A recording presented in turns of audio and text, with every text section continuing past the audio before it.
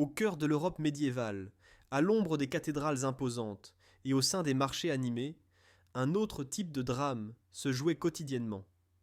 Imaginez l'étal d'un marchand dans le Londres du XIIIe siècle, où les pièces d'argent changèrent de main, avec une rapidité experte, où des sacs de précieux safran atteignaient des prix pouvant nourrir une famille pendant des mois, et où des moines échangèrent des fragments d'os censés avoir touché les saints eux-mêmes.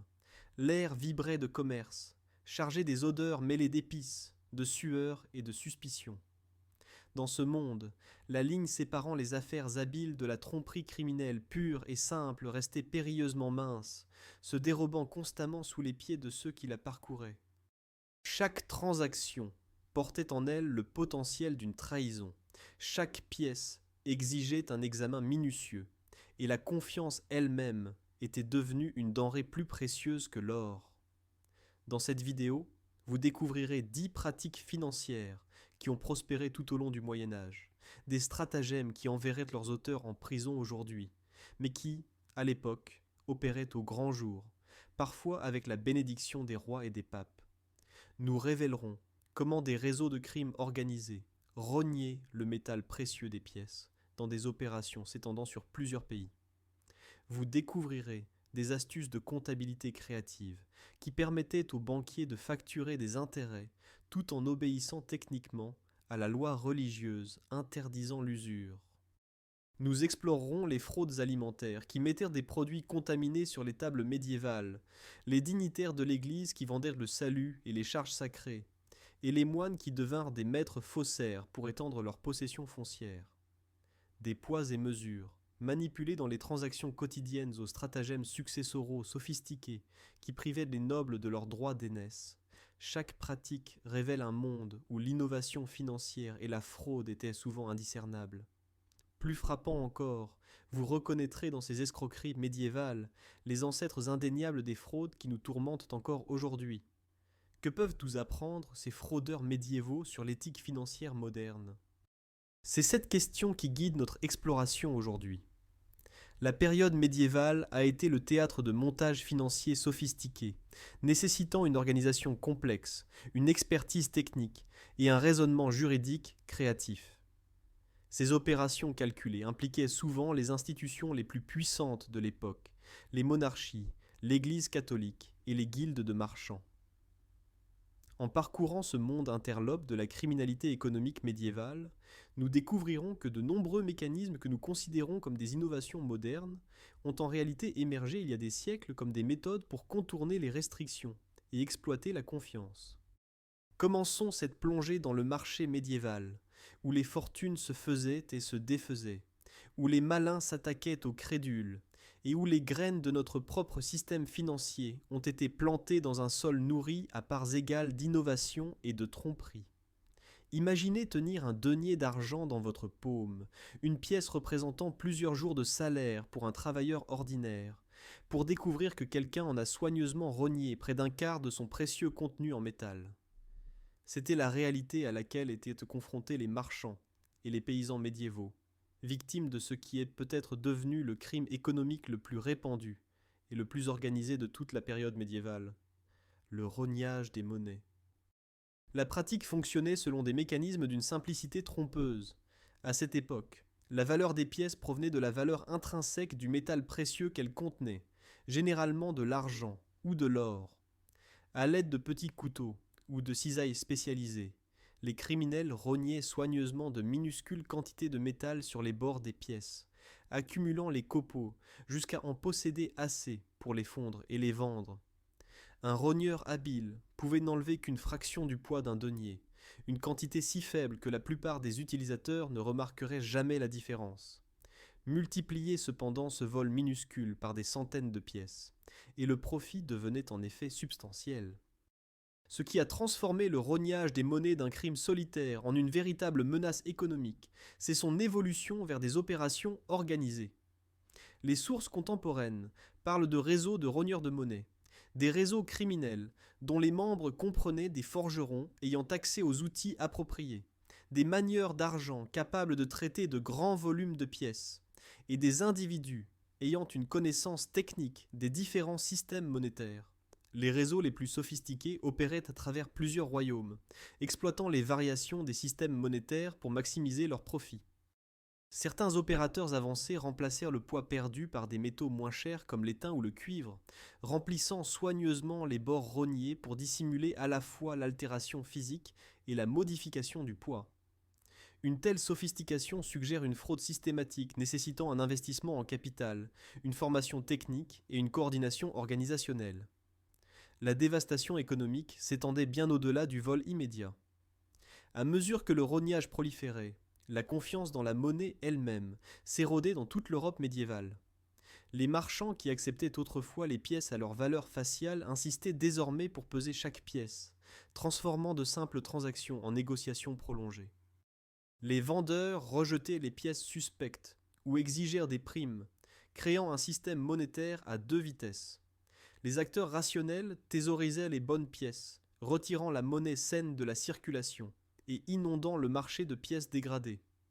Cet exemple classique de la loi de Gresham, la mauvaise monnaie chasse la bonne, a créé des cercles vicieux de méfiance et de dysfonctionnement qui se sont propagés dans les communautés vulnérables.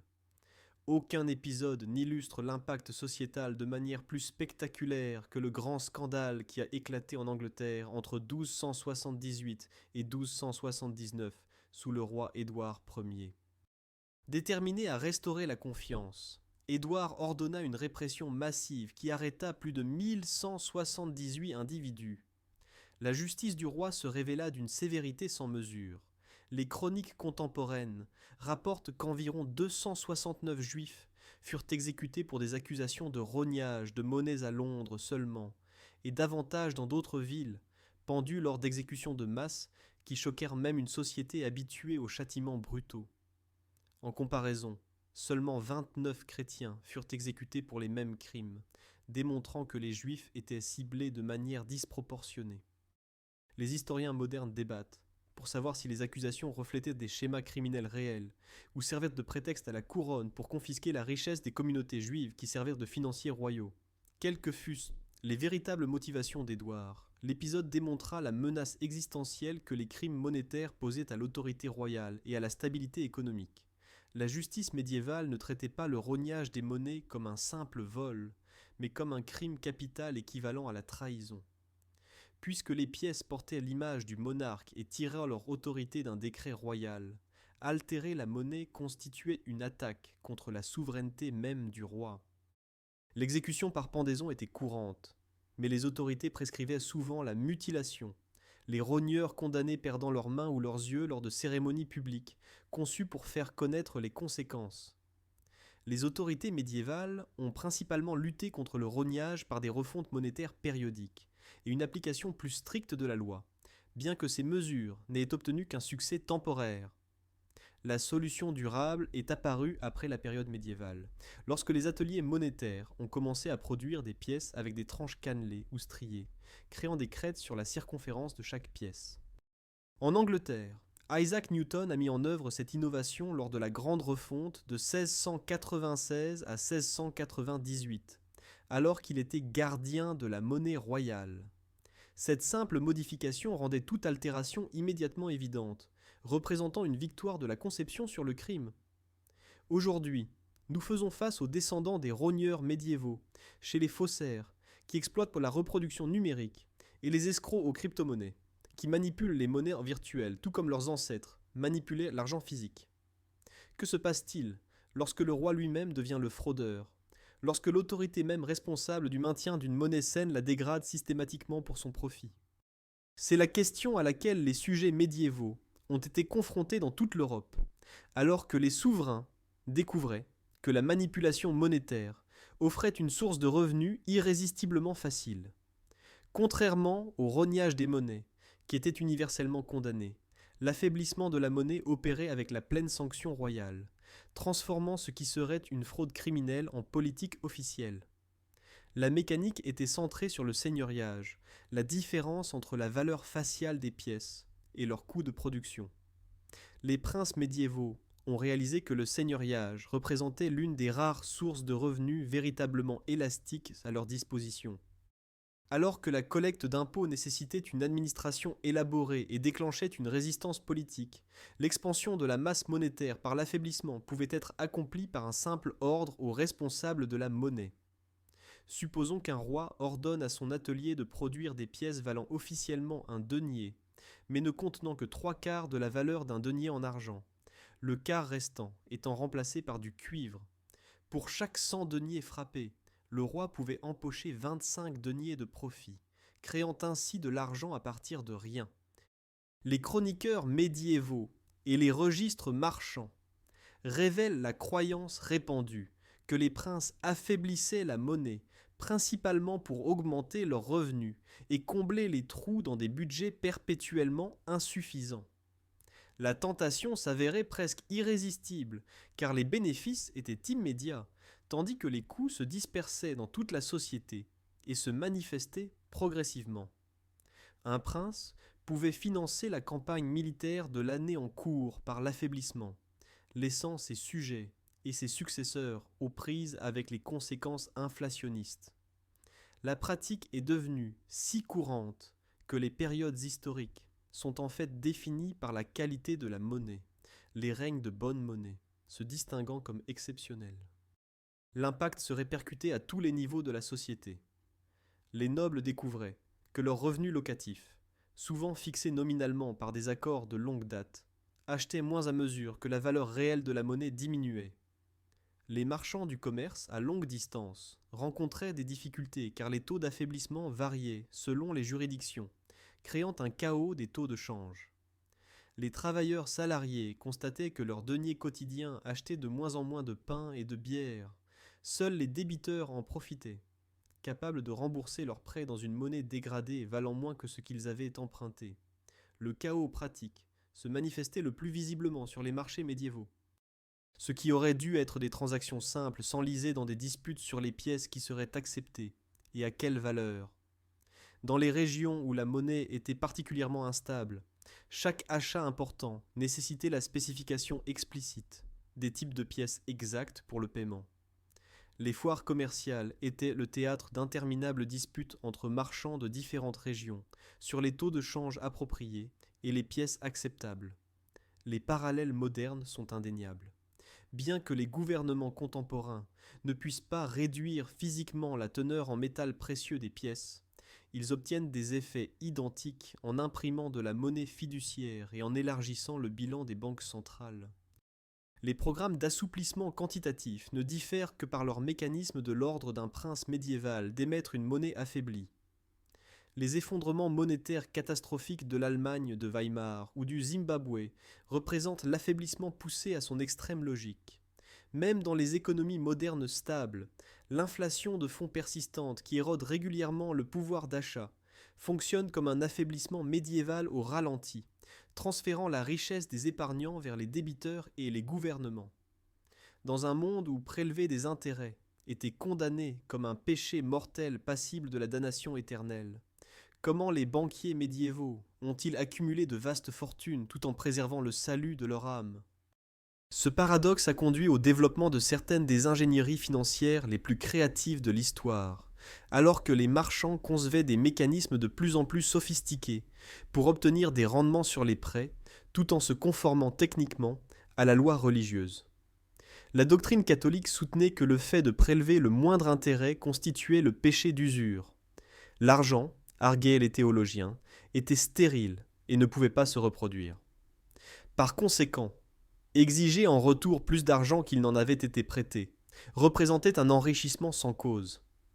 À partir de 1179, les contrevenants risquaient l'excommunication, l'expulsion de l'Église et de ses sacrements, ce qui équivalait à une mort sociale et à une damnation garantie. La campagne s'intensifia à la fin du XIIe et au début du XIIIe siècle, précisément au moment où l'économie européenne devenait plus monétisée, créant une énorme demande de crédit que la loi religieuse interdisait à quiconque de satisfaire honnêtement. La technique la plus réussie impliquait les lettres de change, des instruments financiers qui dissimulaient les intérêts dans les différentiels de taux de change. Un marchand de Bruges, cherchant à transférer de l'argent à Venise, échangeait de la monnaie flamande contre une lettre payable en ducat vénitien. Le banquier manipulait le taux de change pour y intégrer un profit équivalent à l'intérêt sur le prêt. Un exemple documenté de 1399 montre une transaction où 900 écus d'or ont été échangés à 10 shillings et 6 pence par écu, au lieu du taux juste de 10 shillings tout court. Ce petit différentiel, multiplié par 900 écus, générait un profit substantiel tout en apparaissant comme un simple change de devise standard. Les lettres de change sont apparues à la fin du XIIIe siècle précisément, en réponse à l'intensification de la lutte contre l'usure, offrant aux banquiers une méthode juridiquement défendable pour profiter de la fourniture de crédit. Encore plus ouvertement frauduleux étaient des contrats doubles ou les changes secs qui associaient deux lettres dans un schéma circulaire qui n'impliquait jamais de transfert réel de biens ou d'argent sur de longues distances. L'argent voyagerait théoriquement de la ville A à la ville B, via une lettre, puis reviendrait immédiatement via une autre lettre à un taux de change générant un profit. En réalité, aucun argent ne traversait de frontières. Les parties se rencontraient, remplissaient les documents pour les deux lettres simultanément et réglaient la différence, qui correspondait commodément à ce que les gens honnêtes appelleraient un intérêt sur un prêt. Les structures de partenariat capitalisant sur les distinctions théologiques entre les prêts et les investissements. Thomas d'Aquin reconnaissait que les marchands engagés dans des entreprises commerciales risquées pouvaient légitimement réclamer une partie du profit généré par l'investissement en capital. Les marchands exploitaient cela à travers les contrats de commande. Cependant, avec le temps, ces arrangements devinrent de plus en plus formalisés et pondérés en fonction du risque pour garantir quasi systématiquement des rendements aux fournisseurs de capitaux, transformant un partage de profits légitime en prêt de facto portant intérêt. Les maîtres de l'usure déguisés en commerce légitime étaient les banquiers lombards, des marchands financiers de villes italiennes comme Florence, Lucques et Sienne. Tout au long des XIIIe et XIVe siècles, ces maisons de banque ont remplacé les prêteurs juifs comme principale source de crédit en Europe. Vers 1350, les banquiers lombards géraient environ 50 à 70% de toutes les transactions financières transfrontalières en Europe occidentale. Leur comptabilité créative transformait les intérêts en dons volontaires des emprunteurs ou en récompenses pour le risque encouru. La réaction culturelle a démontré que les contemporains voyaient assez clairement à travers ces tromperies. Le terme « lombarde » est devenu péjoratif, associé au péché d'usure. La divine comédie de Dante condamnait les usuriers au 7e cercle de l'enfer. Lorsque les maisons de banque se sont surendettées en prêtant à des monarques qui ont ensuite fait défaut sur des dettes massives, les conséquences politiques se sont avérées graves. Tout au long du XIVe et du début du XVe siècle, les monarques européens ont pris des mesures contre les banquiers lombards. Le roi Philippe IV de France a arrêté les marchands lombards et saisi leurs biens, les forçant à acheter la nationalité française à un coût énorme. En Angleterre, la maison de banque Frescobaldi a été expulsée en 1311 lorsque le roi Édouard II a fait défaut sur ses dettes. Ces expulsions et persécutions démontrèrent la position précaire des banquiers internationaux, qui devenaient des boucs émissaires commodes lorsque les dirigeants cherchaient à échapper à leurs obligations. Ces techniques médiévales résonnent puissamment dans les pratiques financières modernes, qui déguisent les intérêts pour échapper à la réglementation. Les prêteurs sur salaire facturent des frais de dossier plutôt que des intérêts pour contourner les plafonds de l'usure. Les sociétés de cartes de crédit imposent des frais de retard de paiement qui fonctionnent de manière identique à des intérêts de pénalité. Les services bancaires offshore servent des objectifs remarquablement similaires aux lettres de change médiévales, déplaçant de l'argent à travers les frontières de manière à obscurcir la véritable nature des transactions et à permettre au profit de s'accumuler à l'abri du contrôle réglementaire. Franchissez les portes d'un bourg du XIVe siècle un jour de marché, et préparez-vous à tester non seulement vos pièces, mais aussi vos sens. Les étals débordent de marchandises venues de près et de loin. Tout est à vendre, et chaque transaction représente un pari. La livre de laine que vous achetez peut contenir 12 onces ou 16 selon le marchand que vous fréquentez. Dans cet environnement, la fraude sur les poids et mesures prospérait comme un crime quotidien affectant pratiquement chaque achat. Le problème fondamental provenait de l'absence de normes uniformes à travers l'Europe médiévale. bien que l'Angleterre ait atteint une normalisation nationale plutôt que ses voisins continentaux. Même ces efforts laissaient une marge considérable pour la variation et la manipulation. L'Europe continentale présentait un paysage bien plus chaotique, où chaque ville, chaque métier et chaque guilde pouvaient employer des normes différentes. La confusion servait magnifiquement les fraudeurs. Les marchands voyageant entre les villes pouvaient exploiter les variations pour acheter à bas prix et vendre cher. La tricherie plus systématique impliquait du matériel truqué. Des balances avec des poids cachés qui faisaient pencher la balance en faveur des marchands, des mesures à faux fond qui livraient moins qu'elles ne semblaient en contenir, des récipients construits pour paraître plus grands que leur capacité réelle. L'ingéniosité de la fraude médiévale s'étendait aux dispositifs physiques du commerce eux-mêmes. Les autorités réglementaires ont tenté périodiquement de combattre les fausses mesures par le biais d'inspecteurs de marché chargés de vérifier que les commerçants utilisaient des poids corrects et des balances honnêtes. Le monde musulman a fourni un modèle avec le muhtasib, un fonctionnaire responsable de garantir l'intégrité du marché. L'Europe médiévale a adopté des systèmes similaires, bien que leur application se soit avérée beaucoup plus fragmentée. Chaque métier dans chaque ville pouvait être contrôlé différemment, les guildes se voyant souvent confier la responsabilité de réglementer leurs propres membres, un arrangement qui conduisait prévisiblement à des conflits d'intérêts. Les arnaques quotidiennes visaient les achats les plus essentiels. Les boulangers produisaient régulièrement des pains d'un poids insuffisant, rognant des onces sur le pain pour augmenter leur marge bénéficiaire.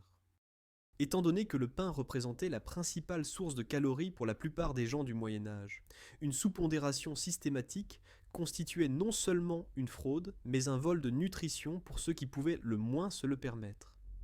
Les marchands de vin utilisaient des tonneaux à faux fond.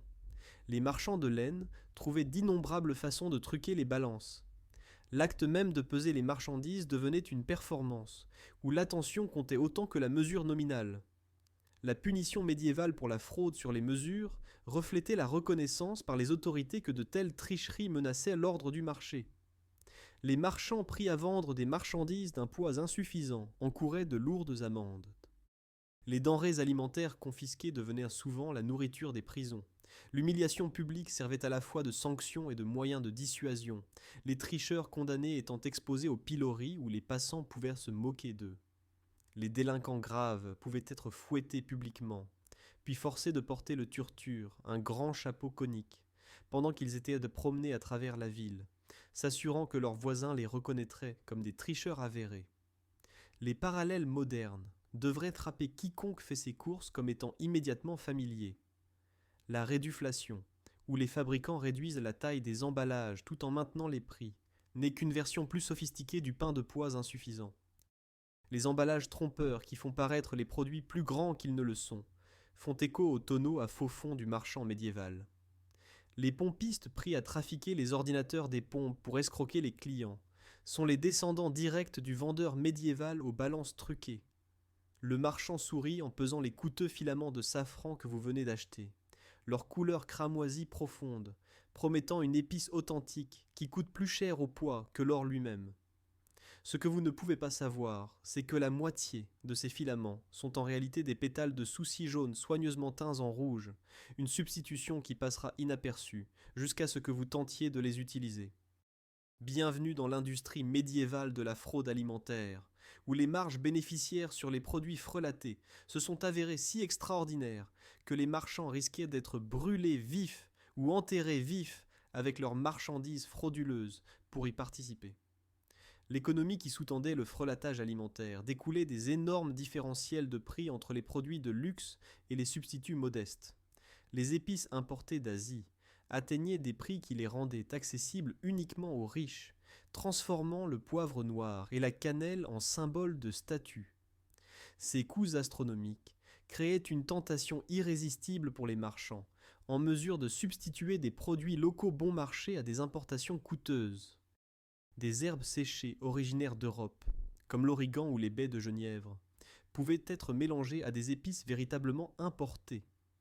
Un marchand qui mélangeait des importations coûteuses moitié-moitié avec des herbes locales pouvait effectivement doubler son stock à un coût minime, empochant la différence lorsque des clients sans méfiance payèrent le prix fort pour un produit dégradé.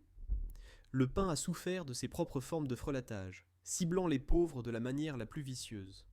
La farine de blé produisait un pain de saveur, de texture et de valeur nutritionnelle supérieures à celles des farines plus grossières à base de fèves, de pois chiches ou de riz. Les boulangers ont découvert qu'ils pouvaient étirer la farine de blé en la mélangeant avec des alternatives moins chères, produisant des pains d'apparence à peu près similaires mais moins coûteux à produire. La substitution était extrêmement importante car le pain de blé avait une signification sociale au-delà de la simple nutrition. Manger du pain de blé vous marquait comme respectable, tandis que consommer du pain fait de céréales inférieures signalait la pauvreté. La fraude au safran mérite une attention particulière en tant que crime alimentaire, peut-être le plus élaboré et le plus lourd de conséquences de la période médiévale. Le safran, récolté à partir des stigmates de la fleur de Crocus sativus, nécessitait un travail extraordinaire pour sa production. Chaque fleur ne donnait que 3 minuscules stigmates, ce qui signifiait que des dizaines de milliers de fleurs devaient être récoltées à la main pour générer ne serait-ce que de petites quantités d'épices finies. Cette intensité de main-d'œuvre rendait le safran incroyablement cher. Les fraudeurs ont développé de multiples techniques sophistiquées. La plus simple consistait à mélanger du safran authentique avec des filaments de fleurs d'apparence similaire, le plus souvent des soucis. Des stratagèmes plus élaborés consistaient à collecter les étamines jaunes de diverses fleurs et à les teindre en rouge. Certains marchands stockaient le safran dans des conditions excessivement humides, permettant aux filaments d'absorber le poids de l'eau qui serait vendue comme épice. D'autres trempèrent leurs produits dans du miel ou de l'huile avant la vente, ajoutant du poids et du volume que les clients paieraient au prix du safran sans recevoir de safran en retour. La ville de Nuremberg est devenue le centre du commerce européen du safran au cours du XVe siècle, et la fraude y est devenue si grave que les autorités ont promulgué le code safran-chou, une législation ciblant spécifiquement le frelatage du safran. La punition reflétait la sévérité avec laquelle les autorités considéraient ce crime. Les fraudeurs de safran condamnés pouvaient être brûlés vifs ou enterrés vifs avec leurs marchandises frelatées. Cette peine brutale, choquante même selon les normes médiévales, démontre les énormes enjeux économiques impliqués. La position de Nuremberg en tant que plaque tournante commerciale signifiait que sa réputation de commerce honnête était extrêmement importante pour sa prospérité, et les autorités étaient prêtes à employer les mesures les plus extrêmes pour protéger cette réputation. Le défi fondamental sous-jacent à toute fraude alimentaire était l'absence de méthodes de test fiables. Les acheteurs médiévaux n'avaient pas recours à l'analyse en laboratoire. Ils se fiaient à leur sens, la vue, l'odorat, le goût, la texture, pour évaluer la qualité, et les fraudeurs intelligents apprenaient à exploiter les limites de la perception humaine.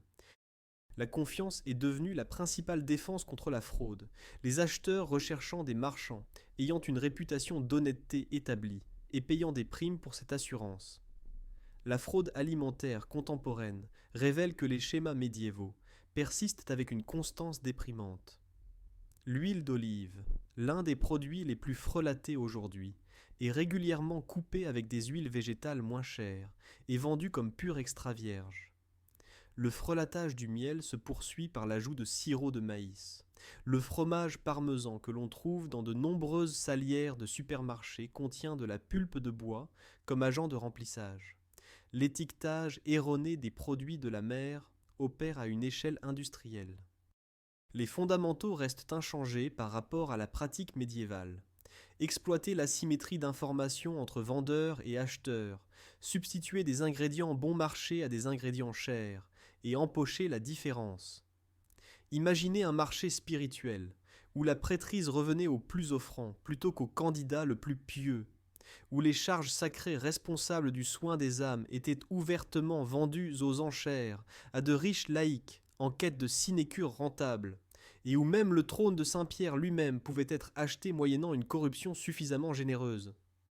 Telle était la réalité de la simonie, une forme de fraude ecclésiastique si répandue à la fin de la période médiévale que les réformateurs la considéraient comme l'une des corruptions les plus pressantes de l'Église. Nommé d'après Simon le magicien, le personnage biblique qui a tenté d'acheter le pouvoir du Saint-Esprit aux apôtres, la simonie englobait l'achat et la vente de charges ecclésiastiques, de sacrements et de privilèges spirituels. Ce qui a commencé comme un abus occasionnel est devenu une pratique systématique qui a affaibli l'autorité morale de l'Église, a rempli sa hiérarchie de dirigeants incompétents et moralement compromis, et a finalement contribué à la fracture de la chrétienté occidentale lors de la Réforme protestante. La simonie est devenue particulièrement répandue au cours des 9e et 10e siècles, lorsque la coutume franque de l'investiture laïque a permis aux dirigeants séculiers un contrôle important sur les nominations ecclésiastiques. À l'époque de la Réforme, la simonie était devenue insidieusement omniprésente à tous les niveaux de la hiérarchie ecclésiastique. Des clercs simoniaques occupèrent des postes allant des humbles paroisses rurales au plus haut rang de la direction de l'Église. Le processus même de sélection des papes a sombré dans la corruption ouverte, les cardinaux échangeant leur vote contre de l'or, des bénéfices et des promesses d'avancement futur. Aucun cas n'illustre mieux les profondeurs auxquelles la simonie avait dégradé les élections papales que la sélection de Rodrigo Borgia comme pape Alexandre Saxe en 1492. Borgia, déjà tristement célèbre pour son style de vie mondain et ses nombreux enfants illégitimes, a immédiatement fait face à des accusations d'avoir obtenu la papauté par la corruption systématique des cardinaux. Des récits contemporains décrivent comment Borgia aurait distribué de l'or, des bénéfices et des promesses d'avancement pour obtenir les votes nécessaires. Certains rapports parlant de chargements de mulets d'argent changeant de main. Les historiens modernes ont ajouté une nuance importante à ce récit, notant que la corruption était monnaie courante dans les conclaves de cette période, que Borgia était déjà en tête des votes dès le début, et que ses rivaux étaient tout aussi disposés à employer leur influence financière. Néanmoins, la perception répandue que le trône papal pouvait être acheté a nui à l'autorité spirituelle de l'Église, que les allégations spécifiques contre Borgia fussent entièrement exactes ou non. Le mécanisme économique fonctionnait par un calcul simple traitant les charges ecclésiastiques comme des investissements plutôt que comme des vocations spirituelles. Un homme non qualifié, souvent un fils cadet de la noblesse, payait un seigneur féodal ou un roi pour être nommé à un poste ecclésiastique vacant. Le prix d'achat enrichissait l'autorité séculière tout en offrant à l'acheteur une source de revenus garantie sous la forme des revenus du bénéfice. Chaque charge ecclésiastique était assortie de terres, de dîmes, de redevances et d'autres sources de revenus. Un évêché ou une abbaye suffisamment lucratif pouvait générer des revenus rivalisant avec ceux du domaine d'un petit noble. La simonie existait parallèlement à la pratique corrompue connexe du cumul des bénéfices, qui consistait à détenir plusieurs charges ecclésiastiques simultanément. Le droit canon l'interdisait techniquement, reconnaissant qu'une seule personne ne pouvait pas remplir adéquatement les devoirs spirituels de plusieurs postes. Cependant, des dispenses spéciales pouvaient être obtenues, moyennant une influence financière ou politique suffisante. Au XVe siècle, les clercs de haut rang détenaient couramment plusieurs évêchés, percevant les revenus de chacun tout en résidant confortablement en un seul lieu. L'impact sur la mission spirituelle de l'Église s'est avéré dévastateur. Les postes occupés par des hommes choisis pour leur richesse ou leurs relations politiques plutôt que pour leurs qualifications spirituelles ont créé un cynisme parmi les croyants. Lorsque l'évêque local avait ouvertement acheté sa position et ne visitait jamais le diocèse, sauf pour percevoir les revenus, pourquoi les paysans devraient-ils prendre au sérieux ces prêches sur la vertu ? L'hypocrisie a corrodé la crédibilité et l'autorité de l'Église. Martin Luther a publié ses critiques de la corruption de l'Église, la simonie figurant en bonne place parmi ses griefs. Luther et d'autres réformateurs ont souligné la vente des charges ecclésiastiques, comme preuve que l'Église institutionnelle s'était fondamentalement écartée des principes chrétiens, plaçant le profit mondain au-dessus de la mission spirituelle. Les parallèles modernes abondent là où des postes nominalement destinés à servir le bien public sont distribués sur la base de considérations financières ou politiques. Les ambassades politiques, attribuées aux principaux donateurs de campagne, représentent des équivalents contemporains presque parfaits. La politique du payer pour jouer fonctionne sur une logique identique à la simonie médiévale. Les récents scandales d'admission à l'université, où des parents riches ont payé des pots de vin pour assurer l'entrée de leurs enfants dans des universités d'élite, reflètent le détournement par la simonie des opportunités des candidats qualifiés vers ceux qui peuvent payer. Imaginez votre grand-mère sur son lit de mort, tourmentée par la peur des châtiments qui l'attendent dans l'au-delà, pour une vie de petits péchés et de faiblesse humaine. Imaginez maintenant qu'un vendeur itinérant de l'Église propose de réduire ces siècles de souffrance dans les flammes du purgatoire à de simples décennies, non pas par la prière, la pénitence ou les bonnes œuvres, mais simplement pour le juste prix. C'était le modèle économique des indulgences, peut-être la pratique financière la plus rentable et finalement la plus autodestructrice de l'Église médiévale. Le cadre théologique était centré sur la doctrine catholique du purgatoire, un état intermédiaire entre la mort terrestre et la gloire céleste, où les âmes subissaient une purification par une punition temporelle pour leurs péchés. L'enseignement de l'Église soutenait que la durée de la punition pouvait être réduite par diverses pratiques spirituelles et de manière critique par les indulgences. L'Église revendiquait l'autorité, dérivée du trésor des mérites accumulés par le Christ et les saints, d'accorder des réductions du temps de purgatoire.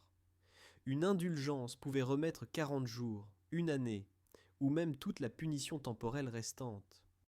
L'argumentaire de vente employé par les prédicateurs d'indulgence combinait la sophistication théologique avec une manipulation émotionnelle calculée, pour extraire un maximum de revenus de croyants terrifiés. On disait aux acheteurs que leur paiement pouvait absoudre les péchés déjà commis, raccourcissant leur propre souffrance dans le monde à venir.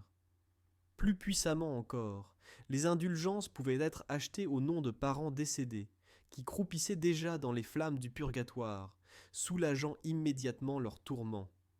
Le marketing jouait beaucoup sur ces appels émotionnels, les prédicateurs livrant des descriptions vivides des tortures du purgatoire conçues pour terrifier les auditoires et les inciter à acheter un soulagement. Le modèle économique est devenu de plus en plus sophistiqué à mesure que la pratique mûrissait à la fin du Moyen Âge. Des vendeurs d'indulgences professionnels, connus sous le nom de quêteurs, parcouraient des circuits pour vendre ces produits spirituels à la commission. Comme des vendeurs itinérants médiévaux, les quêteurs travaillaient sur des territoires, s'installaient dans les villes, livraient leurs discours, percevaient les paiements et repartaient. La structure de rémunération incitait à un démarchage agressif, les quêteurs gagnant des pourcentages de leurs ventes. Le phénomène de Johann Tetzel incarne le commerce des indulgences, à son apogée de sophistication commerciale et de dégradation théologique. Tetzel, un frère dominicain opérant en Allemagne au début du XVIe siècle, est devenu légendaire pour son talent de vendeur et ses méthodes controversées. Son argumentaire le plus célèbre promettait que, aussitôt que l'argent tinte dans la caisse, l'âme s'envole du purgatoire, un slogan qui réduisait une théologie complexe à une simplicité transactionnelle. Les campagnes de marketing de masse de Tetzel ont généré d'énormes revenus, les fonds étant destinés à la construction de la basilique Saint-Pierre à Rome. Ces activités dans les territoires allemands ont poussé Martin Luther à bout, inspirant directement les 95 thèses qui ont lancé la réforme protestante. Pour l'Église, les indulgences représentaient une source de revenus incroyablement lucrative, nécessitant un investissement minimal. Le produit vendu, la rémission de la punition temporelle, ne coûtait rien à produire et le stock ne s'épuisait jamais. Les revenus financèrent des projets de construction massifs, enrichissaient les vendeurs qui gagnaient des commissions et remontaient la hiérarchie ecclésiastique. Pour les croyants, en particulier les pauvres, le coût pouvait être dévastateur. Les gens vivant avec des revenus de subsistance détournèrent de l'argent des nécessités familiales pour acheter une assurance spirituelle, s'appauvrissant dans l'espoir d'échapper à la souffrance posthume. Un scepticisme croissant à l'égard des indulgences s'est répandu même parmi les fidèles, à mesure que le fossé entre la théorie théologique et la pratique commerciale s'élargissait. Lorsque les vendeurs d'indulgences faisaient des affirmations de plus en plus extravagantes qui contredisaient les principes théologiques de base, même les catholiques dévots se demandaient si le système conservait une validité spirituelle. Cette érosion de la crédibilité a affaibli l'autorité morale de l'Église, au-delà de la question spécifique des indulgences. Des équivalents modernes à la vente d'indulgences prospèrent dans divers contextes qui promettent des avantages spirituels ou matériels en échange d'un paiement. Les prédicateurs de l'évangile de la prospérité qui promettent que des dons de semences de foi produiront des rendements financiers multipliés, fonctionnent sur une logique identique à celle des quêteurs médiévaux. Les services de prière payants, offerts par certaines organisations religieuses, où des dons plus importants sont censés générer une intervention divine plus fervente, répètent le schéma de la marchandisation des avantages spirituels. Même certaines escroqueries aux crypto-monnaies, qui promettent des rendements garantis par des mécanismes jamais clairement expliqués, font écho au discours du vendeur d'indulgence.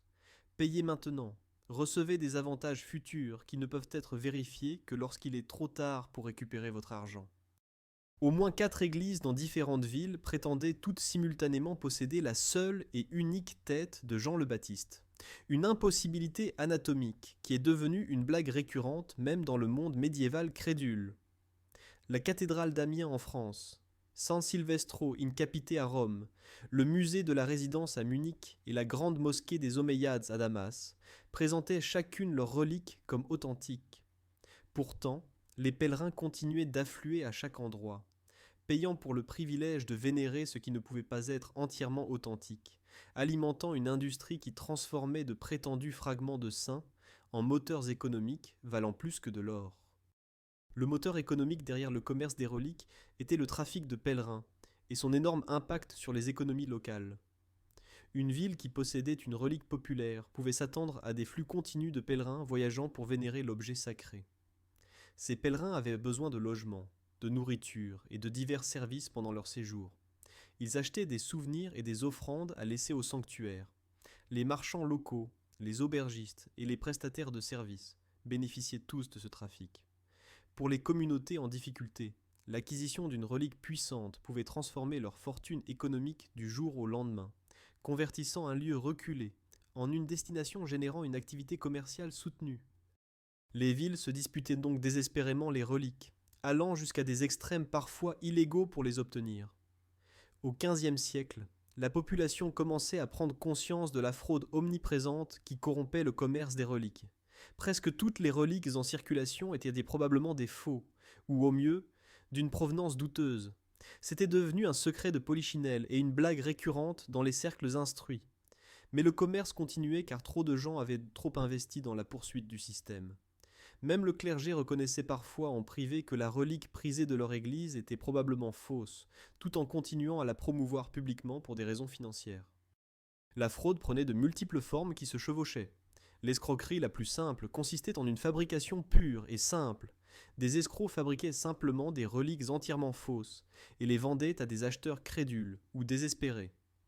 Comme la plupart des reliques se composèrent de fragments d'os, la matière première était facilement obtenue de n'importe quel cadavre ou même de restes d'animaux.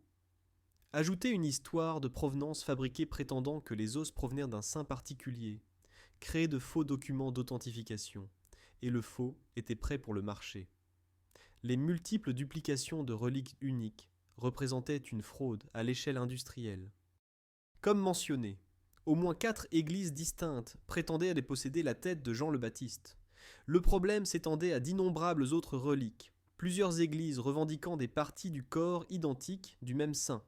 Martin Luther, cataloguant les absurdités du commerce des reliques, dans le cadre de sa critique plus large de la corruption de l'Église, demandait sardoniquement comment il se faisait que 18 apôtres fussent enterrés en Allemagne, alors que le Christ n'en avait mandaté que 12. La connexion avec la Terre Sainte a fourni à la fois une opportunité et une couverture pour une fraude massive aux reliques. Pendant et après les croisades, les chevaliers et pèlerins européens sont revenus de Palestine en transportant des quantités sans précédent de reliques prétendument obtenues d'anciens lieux saints chrétiens, désormais sous contrôle musulman. La distance géographique et culturelle par rapport aux origines supposées des reliques a énormément aidé la tromperie. Qui, dans l'Angleterre du XIIIe siècle, pouvait vérifier si un fragment d'os provenait vraiment d'un saint enterré à Jérusalem. Le problème de l'authentification a fondamentalement tourmenté le marché des reliques. La société médiévale manquait de méthodes de test scientifiques comme la datation au radiocarbone qui aurait pu établir l'âge et l'origine d'une relique. Au lieu de cela, les acheteurs se fiaient à des documents de provenance qui étaient eux-mêmes facilement falsifiables, à des attestations de responsables de l'Église qui pouvaient être corrompus ou trompés, à des affirmations de miracles associées aux reliques qui servaient de preuve d'authenticité, et à une logique circulaire où la popularité d'une relique était considérée comme la preuve qu'elle devait être authentique. Les réponses officielles à la fraude aux reliques se sont avérées inadéquates, malgré des tentatives occasionnelles de réglementation. Le quatrième concile du Latran, en 1215, a averti les prélats de l'Église qui trompèrent les pèlerins par de faux récits et documents entourant les reliques, les exhortant à cesser de telles pratiques. Cependant, l'application est restée minimale, voire inexistante, car trop d'argent était en jeu. Les parallèles modernes avec le commerce médiéval des reliques prolifèrent sur les marchés des antiquités et des objets de collection. Les fausses antiquités vendues aux musées et aux collectionneurs représentent une industrie criminelle de plusieurs milliards de dollars. La contrefaçon d'œuvres d'art a engendré de nombreux scandales très médiatisés, où des œuvres attribuées à des artistes célèbres ont atteint des millions avant d'être démasquées comme des faux. La fraude aux souvenirs de célébrités fonctionne de manière similaire, avec de prétendus artefacts de la vie de personnes célèbres atteignant des prix élevés malgré une provenance douteuse. Même le récent boom des NFT et les scandales qui ont suivi font écho au commerce des reliques, avec des objets numériques uniques, vendus à des prix extraordinaires, sur la base d'affirmations d'authenticité et de valeur qui n'existent principalement que dans la volonté des acheteurs de croire. Le parchemin semble d'une ancienneté convaincante, les phrases latines sonnent authentiquement archaïques, et la charte semble documenter la concession de terres de valeur par le roi Ethelstan à votre monastère, à un petit problème près. Le roi aurait signé cette charte 300 ans après sa mort. Bienvenue dans le monde de la falsification de documents médiévaux, une pratique si répandue parmi les maisons religieuses que les historiens estiment qu'un pourcentage substantiel des chartes médiévales survivantes contient un certain degré de falsification. Les auteurs de falsification de documents provenaient très majoritairement d'institutions monastiques et ecclésiastiques, pour des raisons pratiques simples. L'alphabétisation dans l'Europe médiévale était fortement concentrée au sein de l'Église. Les monastères servaient de scriptoria, où les textes étaient copiés, préservés et créés. Le clergé monopolisait les compétences techniques requises pour une falsification convaincante, la maîtrise du latin, la connaissance des formes de charte appropriées, l'expertise des styles d'écriture de l'époque et l'accès aux parchemins et au matériel d'écriture. Peu de personnes en dehors des institutions ecclésiastiques possédaient cette combinaison de capacités. De plus, le traitement des criminels cléricaux par le système juridique offrait des incitations perverses. En vertu du principe du privilège de clergie, les prêtres et les moines accusés de crimes pouvaient revendiquer le droit d'être jugés par des tribunaux ecclésiastiques plutôt que séculiers. Les tribunaux ecclésiastiques avaient une vision beaucoup plus clémente de la falsification que les autorités civiles, imposant souvent des peines minimes ou nulles aux faussaires qui prétendaient agir pour des motifs religieux. La mentalité qui a permis la falsification ecclésiastique mérite attention, car elle révèle à quel point les attitudes médiévales envers la fraude documentaire étaient fondamentalement différentes des nôtres. De nombreux moines et responsables d'églises qui ont créé de fausses chartes croyaient sincèrement qu'ils ne commettaient pas de crimes, mais plutôt qu'ils corrigèrent des injustices historiques ou formalisaient ce qui aurait dû être vrai. Si un monastère possédait légitimement certains droits mais manquait de documentation écrite pour les prouver, peut-être parce que des documents antérieurs avaient été perdus dans un incendie ou une inondation, forger des chartes de remplacement semblait être une bonne tenue de registre plutôt qu'une fraude. Les motivations courantes pour la falsification de documents se regroupaient autour de l'affirmation de privilèges, de la revendication de terres contestées, de la protection de l'autonomie institutionnelle contre les autorités séculières ou ecclésiastiques, de l'augmentation des revenus par des droits revendiqués, de l'obtention d'exemptions fiscales et de la garantie de droits d'asile qui protégeaient les criminels qui se réfugiaient sur les terres de l'Église.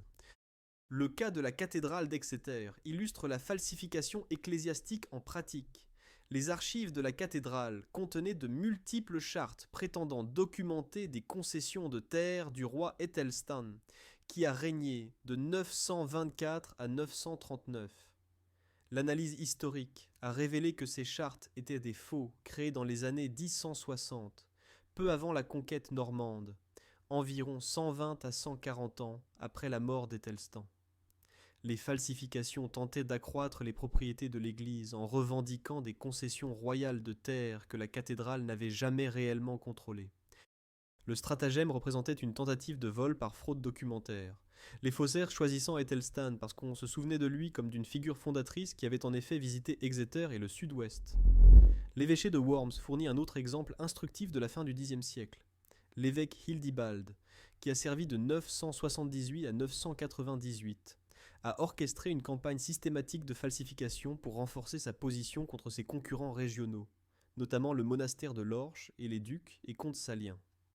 Il a employé un maître faussaire connu des historiens sous le nom de Hildibald B, un scribe dont le travail habile a fabriqué des chartes prétendant accorder une autorité et des revenus accrus à l'évêché de Worms de la part de dirigeants et de papes antérieurs.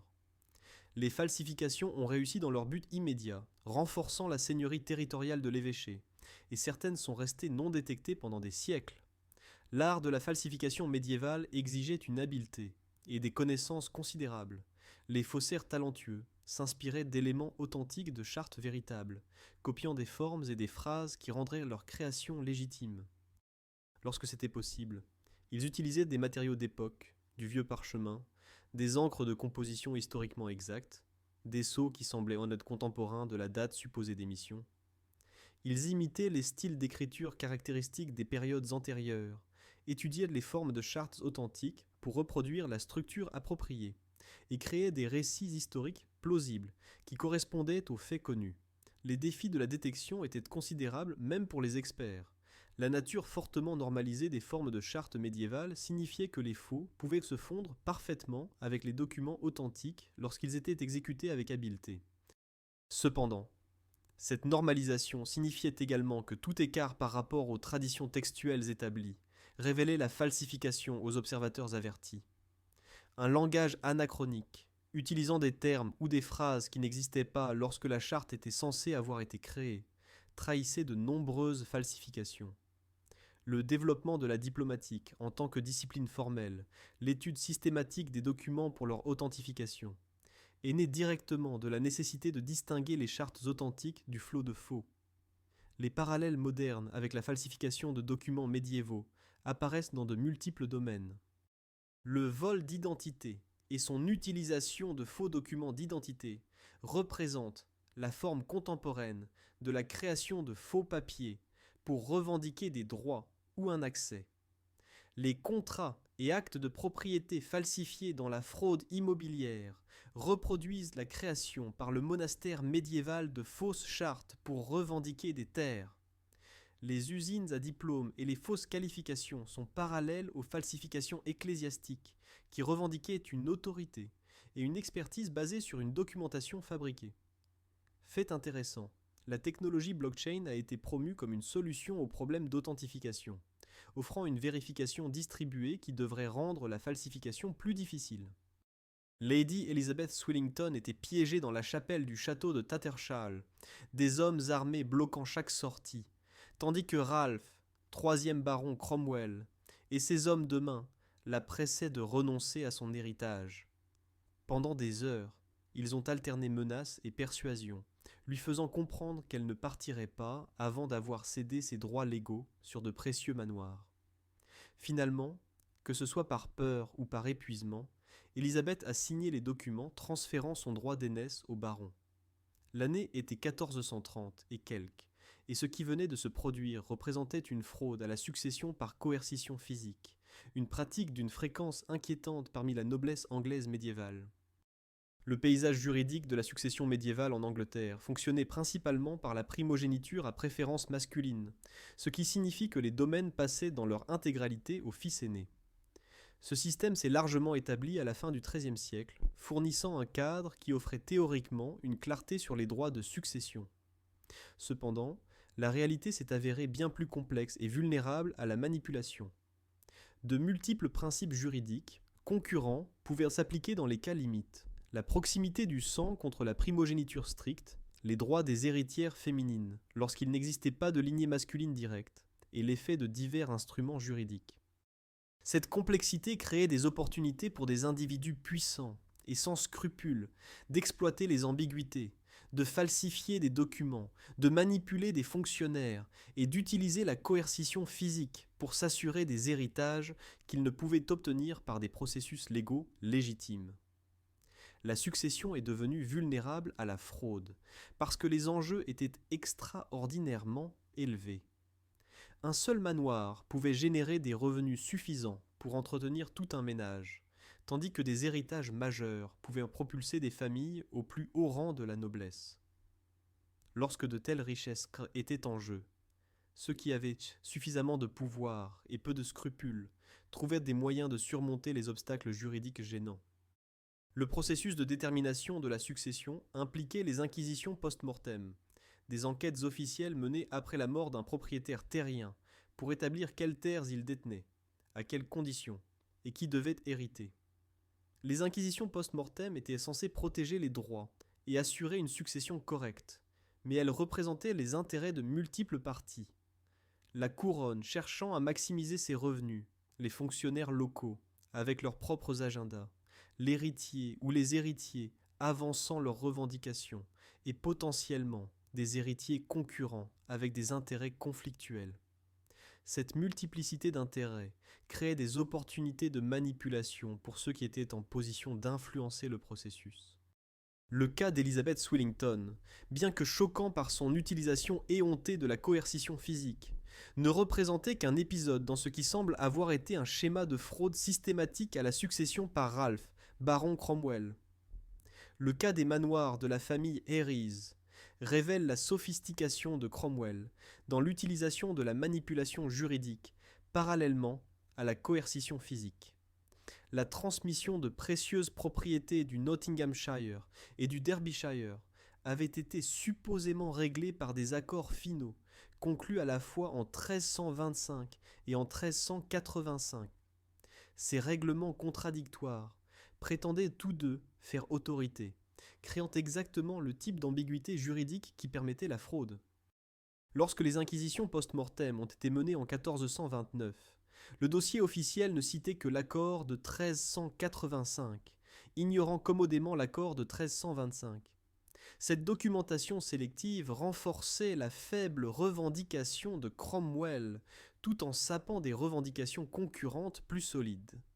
Les méthodes employées dans la fraude à la succession s'étendaient bien au-delà des tactiques de Cromwell pour englober un sinistre catalogue de crimes médiévaux. La coercition physique, y compris l'enlèvement et l'emprisonnement, forçait les héritiers à renoncer à leurs droits. Des documents et testaments falsifiés créaient de fausses preuves de la succession prévue. La manipulation du processus des inquisitions post-mortem par la corruption ou l'intimidation des fonctionnaires produisait des dossiers soutenant des revendications frauduleuses. À l'extrême, le meurtre des héritiers légitimes supprimait l'obstacle de leur existence même. Le genre créait une vulnérabilité particulière dans les contextes de succession médiévale. Les femmes étaient donc confrontées à des désavantages systématiques. Les protections juridiques étaient les plus faibles. La vulnérabilité physique les rendait susceptibles à l'enlèvement et à la coercition.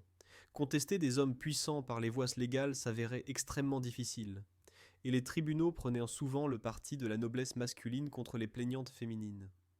Ralph Cromwell émerge des archives survivantes comme un exemple instructif d'un fraudeur en série à la succession. Baron puissant, doté de ressources et de relations, il s'est engagé dans une fraude systématique visant de multiples domaines, employant à la fois la coercition physique et la manipulation juridique, corrompant le processus des inquisitions post-mortem pour fabriquer des documents à l'appui, et ne subissant apparemment que des conséquences minimes, malgré une criminalité documentée. Les conséquences à long terme de la fraude généralisée à la succession s'étendaient au-delà de l'injustice individuelle pour devenir des problèmes systémiques.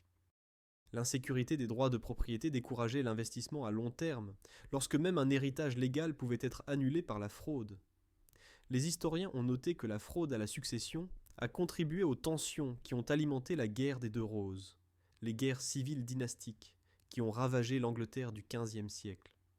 Les parallèles modernes avec la fraude à la succession médiévale restent d'une fréquence inquiétante malgré des siècles de développement juridique.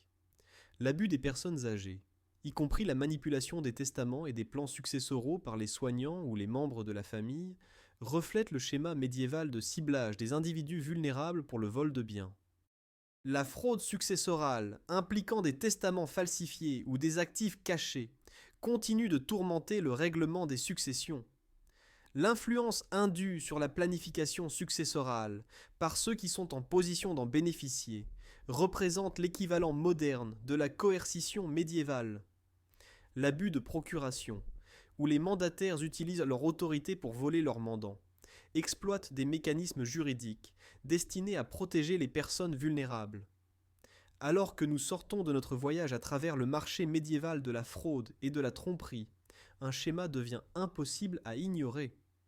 Les 10 pratiques que nous avons examinées ne représentent pas des aberrations isolées, mais des caractéristiques systématiques de la vie économique médiévale. Plus frappant encore, chaque pratique a des équivalents modernes reconnaissables, qui diffèrent principalement par leur sophistication technologique, plutôt que par leur nature fondamentale. Cette continuité à travers les siècles nous enseigne quelque chose de profond sur la nature humaine et la tension éternelle entre le profit et le principe. La période médiévale fait preuve d'une sophistication financière bien plus grande que ce que l'imagination populaire lui attribue généralement. Des instruments financiers complexes comme les lettres de change sont apparus non pas comme des innovations innocentes, mais comme des mécanismes sophistiqués pour échapper aux restrictions religieuses.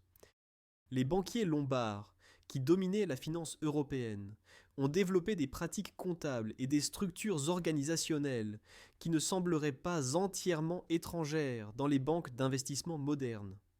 La manipulation monétaire par les gouvernements, bien que réalisée par des mécanismes différents, a produit des effets identiques à la politique monétaire contemporaine.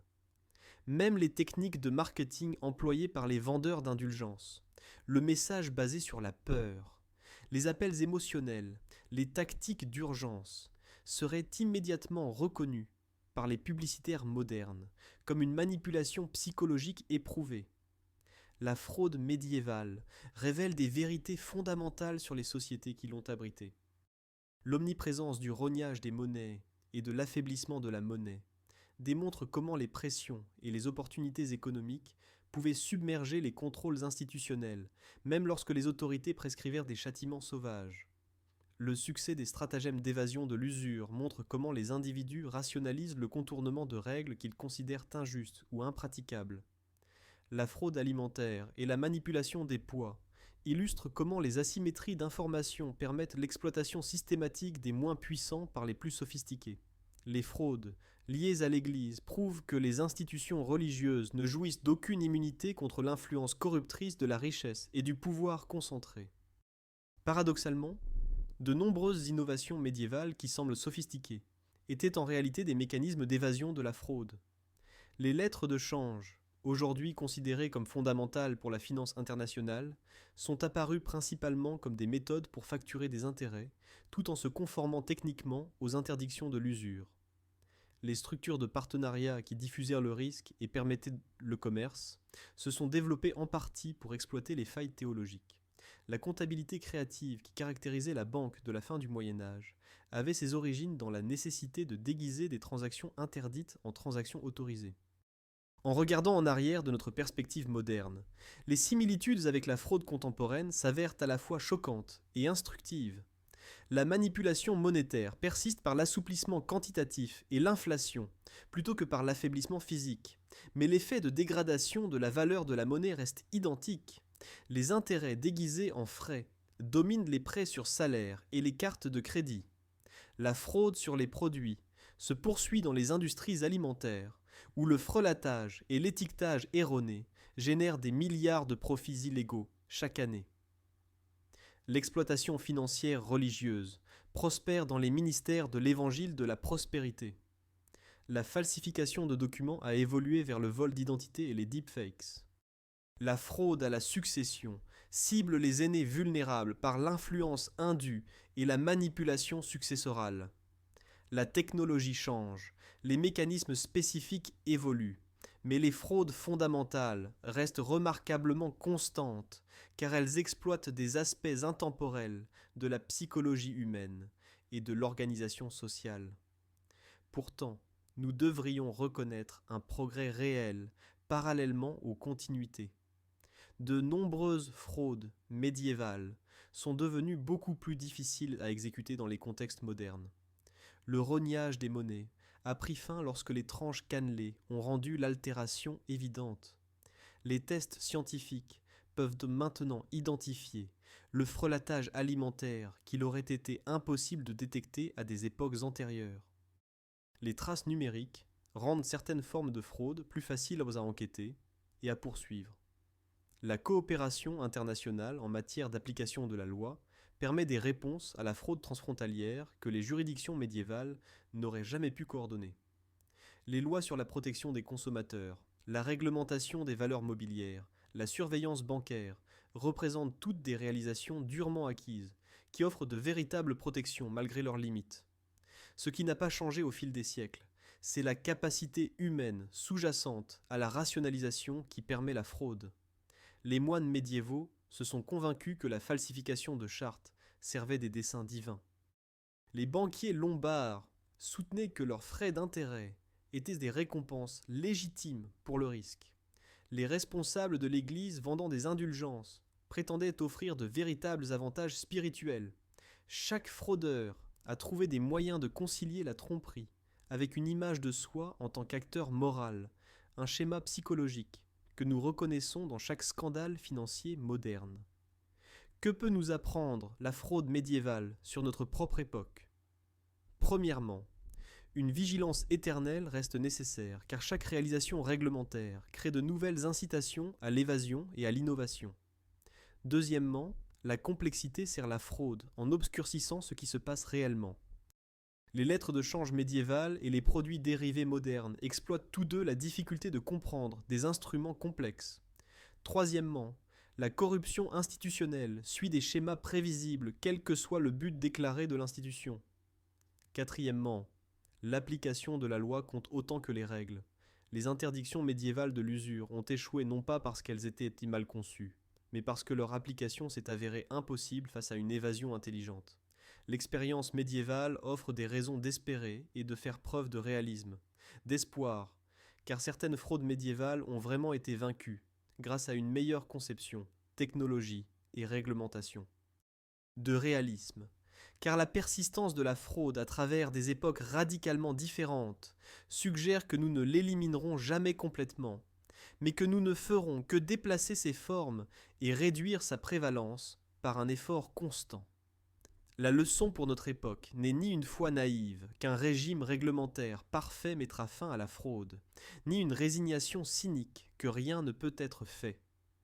Au lieu de cela, la fraude médiévale nous apprend à rester sceptiques face aux promesses trop belles pour être vraies, à soutenir une réglementation robuste et évolutive, à tenir les institutions responsables lorsqu'elles manquent à leurs objectifs déclarés, et à étudier l'histoire pour pouvoir reconnaître les vieilles arnaques sous de nouveaux habits.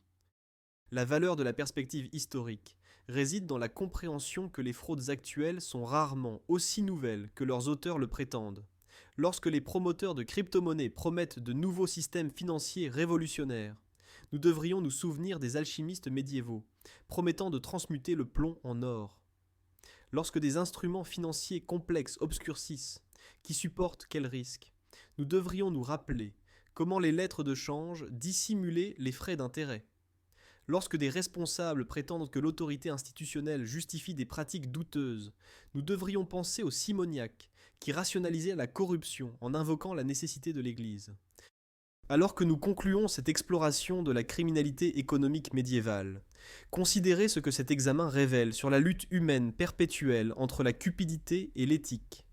Chaque époque fait face à cette lutte à nouveau, et chaque époque doit construire ses défenses contre la fraude en utilisant les matériaux disponibles. La société médiévale a échoué à bien des égards à prévenir les fraudes que nous avons examinées, mais de ces échecs sont nés certains des cadres réglementaires que nous tenons maintenant pour acquis.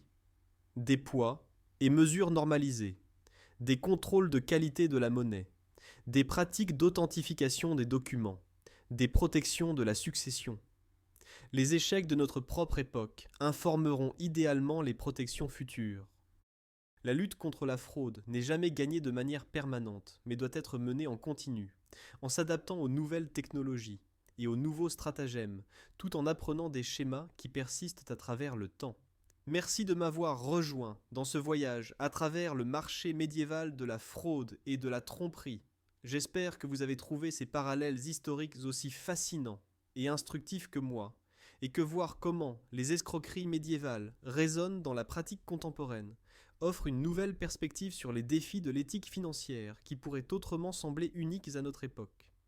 Si vous avez apprécié cette exploration de la manière dont la fraude financière médiévale a façonné les systèmes économiques dont nous avons hérité, je serais ravi que vous donniez un j'aime à cette vidéo et que vous la partagiez avec toute personne intéressée par l'histoire, l'économie ou les schémas intemporels du comportement humain. Abonnez-vous pour d'autres analyses approfondies de la vie médiévale au-delà des châteaux et des chevaliers romancés, en examinant les véritables systèmes économiques et sociaux qui ont façonné ce monde lointain et continuent d'influencer le nôtre. J'aimerais savoir, dans les commentaires ci-dessous, quelle fraude médiévale vous a le plus surpris? Quelles pratiques financières modernes pensez-vous que les générations futures regarderont avec la même incrédulité que nous réservons maintenant à la vente d'indulgences et à la fraude aux reliques? D'ici la prochaine fois, restez curieux du passé et sceptiques quant aux affirmations selon lesquelles la nature humaine a fondamentalement changé.